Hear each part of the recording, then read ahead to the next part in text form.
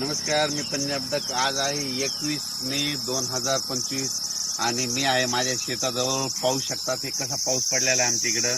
म्हणजे जवळपास 10 दिवस झालं सारखा पाऊस चालू. हे वडे नाले आमचे बांध फुटलेत. 10 दिवसापासून आमच्या शेतामध्ये वापसा नाही आणि या ठिकाणून परत महाराष्ट्रातल्या शेतकऱ्यांना अंदाज देणार आहे.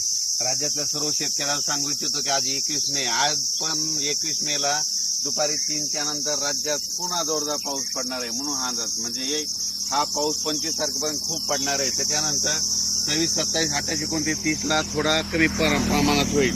पण त्याच्यानंतर म्हणजे सांगायचं झालं 30 मे पर्यंत असा थोडा भाग बदलत पाऊस पडणार आहे.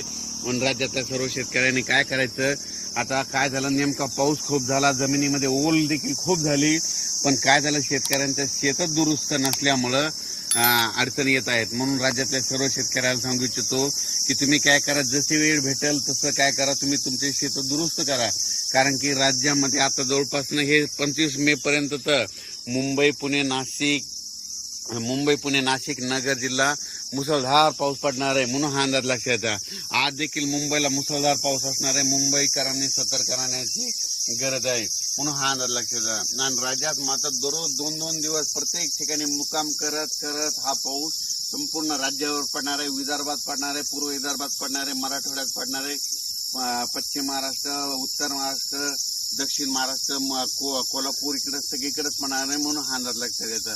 म्हणजे सांगायचं झालं तर 25 मे पर्यंत खूप जोराचा पाऊस असणार आहे. ओढे नाले वाहणारा पाऊस असणार आहे. त्याच्यामध्ये वाऱ्याचं प्रमाण जास्त असणार आहे.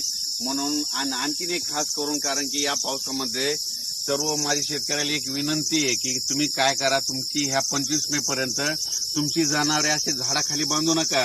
कारण की काय झालं, आज आमच्या तालुक्यात देखील खूप ठिकाणी विजा पडल्या, जनावरे खाली असल्यामुळं त्या जनावरे दगावली आणि विजा पडत असताना, कडकडत असताना झाडाखाली तुम्ही देखील थांबू नका. आपले पाळीव प्राणी देखील बांधू नका. माझी सगळ्याला विनंती आहे. कारण की म्हणजे काय झालं, महाराष्ट्रभर बघितलं तर विजेमुळे खूप शेतकऱ्यांचं पशुधनाचं खूप नुकसान झालं. माझी परत विनंती की विजा कडकडत असताना झाडाखाली थांबू नका. डायरेक्ट घर जवळ करा, पण कुठं म्हणजे झाडाखाली निवारा घेऊ नका, ही माझी विनंती आहे. आणि राज्यातल्या सर्व शेतकऱ्याला सांगू इच्छितो की म्हणजे तुम्ही काय करा, 30 मे पर्यंत तुम्ही तुमचे कामं आटपून घ्या. त्याच्यानंतर काय होणार आहे, परत वातावरण तयार होणार आहे आणि यावर्षी लवकर पेरणी होण्याचा चान्स आहे. म्हणजे सांगायचं झालं तर जूनच्या दुसऱ्या आठवड्यात चांगली पेरणी लागल आणि कारण की तोपर्यंत 30 मे पर्यंत पाऊस असल्यामुळं हे शेतं दुरुस्त होणार नाहीत. आणि तुम्हाला मग दुरुस्त करण्यासाठी 1, 2, 3 जूनला ऊन वाढणार आहे. 1, 2, 3च्या दरम्यान थोडी उकारा भेटणार, त्या सर्व शेतकऱ्यांना आपण आपले कामे करून घ्यावी. अचानक वातावरणात बदल झाला तर लगेच